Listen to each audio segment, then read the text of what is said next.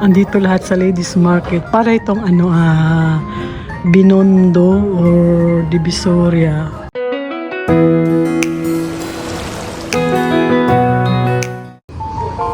Ganda naman ang tela na ito. Ang mahal nito. Kasi minsan nagtanong ako ng mga ganitong tela. Diyos ko, 450 reals, 500. So parang mga 8,000 na per meter. Ayan, mga velvet. Napapansin ko lang dito sa shops, kahit saan ako pumuntang shops na dito, karamihan mga velvet. Melik siguro ang mga Araba sa mga ganitong tela kasi malambot talaga naman sa balat. And pricey ang presyo nila. Ayan, iba-ibang kulay. Ayan. Meron din pala sila ready-made na mga damit. Ayan. Pang-abaya pala ito, ha. So, andito pa guys, ang dami.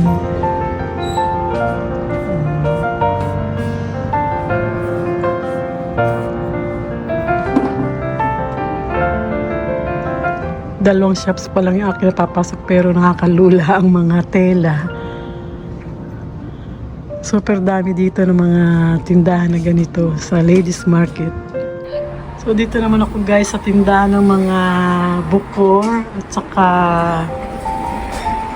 ayan. Ito yung mga ginagamit sa pagpainit, pagpausok. Kaya lang hindi siya dikuryente, manual lang. So, pumayag naman si Kuya na i-video ko. So, ipakita ko lang sa inyo. Ito yung mga pabangong ginagamit sa pagpausok sa loob ng bahay. Pampapasok doon ng swerte, mga amoy sa bahay. So, ayan. And ito yung mga pausok na kahoy na super mamahal ang presyo. Diyos ko. Nagtanong ako kanina. Itong isang ito is 1,000 reals daw, Diyos ko. 15,000, 16,000 na per kilo. Per kilo pa lang yun, ha. Pero, pricey talaga. Meron pang mas mahal. Dahil umaga pa lang ngayon, 10 o'clock, karamihan ng shops pa dito ay sarado. Pero pagdating ng hapon, mga alas 3, ang dami na ditong sa shopping. Ayan, sumisigaw na ang sala. Ibig sabihin, magpe-prayer na sila. So, ayan guys, marami mga gold. Tindahan din ito ng mga gold. Kaya lang nakakatakot pumasok. Baka hindi ako payagan.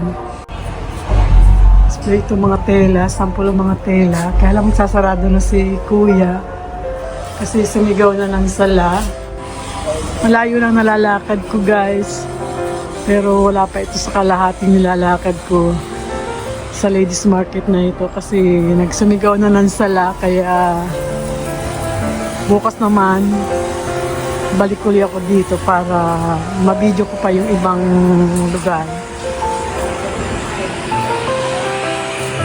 Ito naman mga shoes. Bisa bumili rin ako dito. Ang dami mga display ng shoes. Yan, pinayagan ako ni Kuya pumasok. Hi! Pilipini. Ayan, dito ako bumili minsan ng Louis Vuitton na shoes. Kaya lang hindi nagustuhan ng anak ko kasi all brand andito. Ayan. Actually, isang shop pa lang ito ng shoes. Ayan, ang dami. Nakakalulang tingnan. Ayan, pumapayag naman si Kuya. Video. For promotion din naman nila. Ayan. Ang gaganda ng shoes. Steffi. Bags. Kompleto rin dito. Minsan nag-sale dito eh. Kaya nakabili ako dito ng dalawang shoes na branded. Ang gaganda naman shoes ha. Hindi sila sale ngayon kasi mataas yung presyo nila. May time na nagsisale dito. May nagustuhan ako sapatos doon kaya lang medyo pricey pa. Mga next week babalik ako dito. Kasi nagsisale talaga sila dito. Biglaan.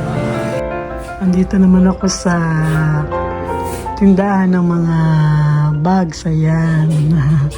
Although gumagawa ako ng mga bags, minsan may ginaya akong style dito.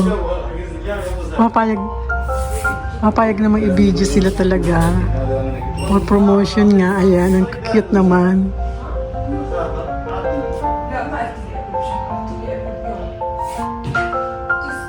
Iba-ibang klase ng bags andito, iba-ibang branded. Wallet, ayan. Ang cute naman nito.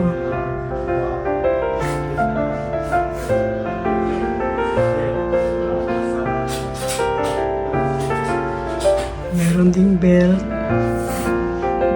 Ayan.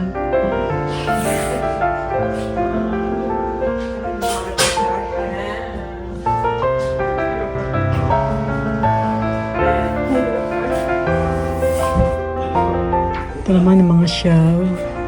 Kaya lang ayoko ito. Shadow English. And meron din sila mga accessories na yung eyeglass. Ayan.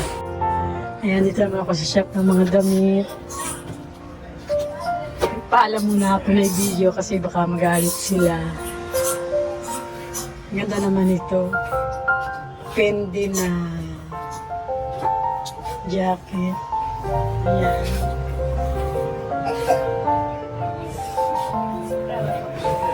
Ayan, ang gaganda pero pricey ang kanilang presyo.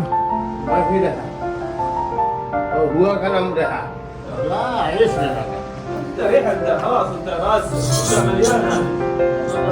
Branded itong mga damit na ito. Hindi na ako nagtanong kung magkano presyo kasi alam ko na mga presyo. Talagang pang pang high class na mga gamit at damit ito mga ito.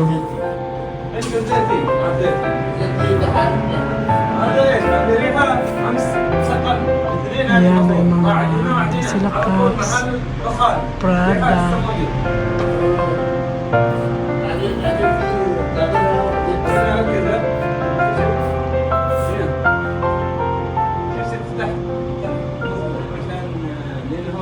Prada Milano.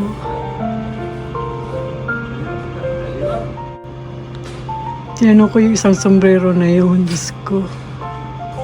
280 daw. Sombrero lang. Aabuti ng 4,000. Nakakaloka ang mga presyo. Ang ganda naman ito. Pwedeng pang ninang na. Ang presyo niya is 1,000 reals. Diyos ko, 16,000 na. Sarado na yung iba kasi nagtawag na ng sala. Itong mall na ito, marami diyan ng abaya, pang-araba na kasuotan. Yan yung kanto na yun na tinitirahan ng building. Tahian ng abaya. Meron ditong bakala, tindahan ng tawag, bakala.